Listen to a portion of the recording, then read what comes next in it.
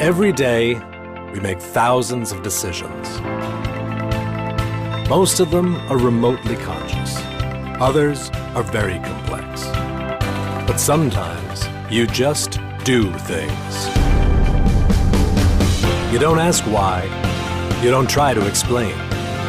You just follow your instinct, your gut.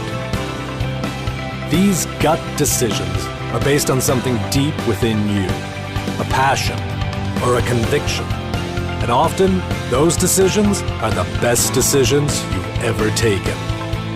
They can take you places, unleash your true potential, fulfill your dreams, and get the best out of you. They make you, you. Don't ignore your gut feeling, follow your instinct. And show us what you've got in you.